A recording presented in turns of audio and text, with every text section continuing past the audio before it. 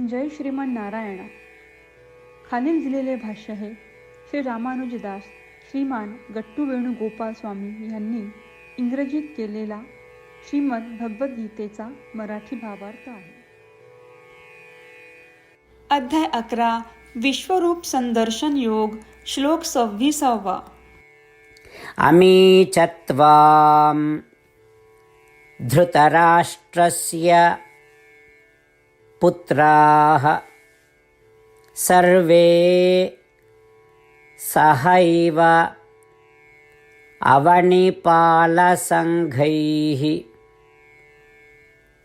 भीष्मो द्रोणः सूतपुत्रः तथासौ सहास्मदीयैः अपि योधमुख्यैः. ओम. गीता आचार्य श्रीकृष्ण परमात्मा अर्जुनासह आपल्या सर्वांना विश्वरूप संदर्शन योग शिकवत आहेत. ह्यामध्ये अर्जुन श्रीकृष्णांची प्रार्थना करत आहे. हे श्रीकृष्णा, सर्व कौरव, धृतराष्ट्राचे पुत्र, भीष्म, द्रोण, कर्ण हे सगळे आणि कौरव सैन्यातील सर्व राजसमूह आणि त्याशिवाय आमच्या सैन्यातील सर्व पराक्रमी योद्धे हे सर्व तुमच्या भयंकर मुखात धावून येत आहेत. हे श्रीकृष्णा, ते सर्व त्यांच्या मरणाला भेटण्यासाठी आणि नष्ट होण्यासाठी तुमच्या मुखात प्रवेश करत आहेत. अशा प्रकारे अर्जुन ज्या दृश्यांना सार्वत्रिक रूपात पाहत आहे ते कथन करत आहे. श्रीकृष्ण परमात्मा त्यांच्या वैश्विक रूपात धर्मसंस्थापनेचे कार्य आणि पृथ्वीवरील भार दूर करण्याचे त्यांचे कार्य दाखवत आहेत हे आपण समजून घेऊया. श्रीकृष्ण परमात्मा किंवा श्रीमान नारायण यांना शरण जाऊन आपण आपले जीवन अर्थपूर्ण बनवण्याचा प्रयत्न करत असताना अर्जुनाचे शब्द जसेच्या तसे श्लोकाच्या रूपात पुन्हा सांगण्याचा प्रयत्न करूया. अमी चत्वां धृतराष्ट्रस्य पुत्राः सर्वे सहैव अवनिपालसङ्घैः भीष्मो द्रोणः सूतपुत्रः तथासौ सहास्मदीयैः अपि योधमुख्यैः. श्रीमद भगवद्गीतेचे संपूर्ण सार श्रीकृष्ण परमात्म्यांनी अध्याय 18 श्लोक 65 ते 70 मध्ये 8 गोष्टी करण्यासाठी दिल्या आहेत. श्रीकृष्ण म्हणतात, जे या 8 गोष्टींचे पालन करतात ते मला आवडतात. मी त्या भक्तांचे सर्व प्रकारे रक्षण करीन. श्रीकृष्ण परमात्म्यांनी सांगितलेली सर्व भगवद्गीता ऐकल्यानंतर अर्जुन म्हणतो, करिष्ये वचनम तव. अर्थात श्रीकृष्णा, तुम्ही सांगताल तसेच मी करीन.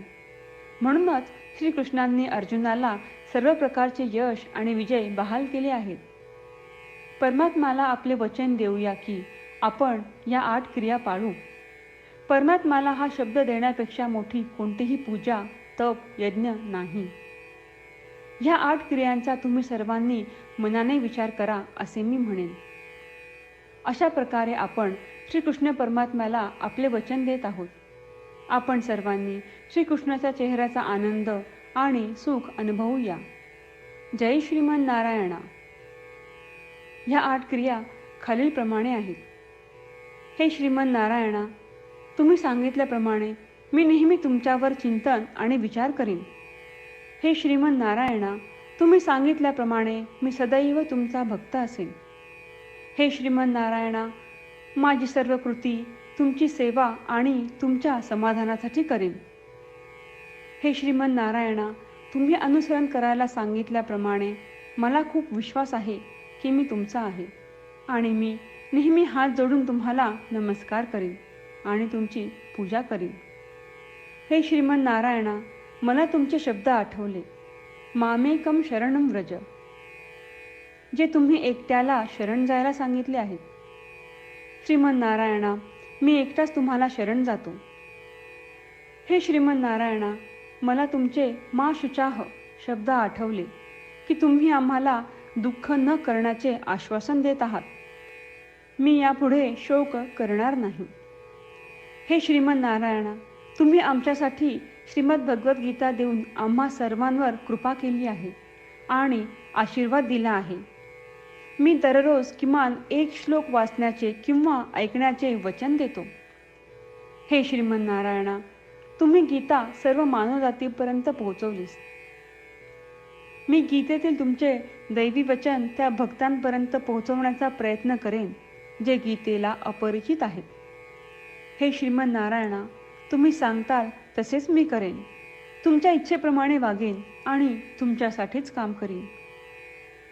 श्रीमन नारायणाला आपण वचन देऊयात की दररोज त्यांनी सांगितल्याप्रमाणे आपण आचरण करू. हीच एक महान पूजा आहे.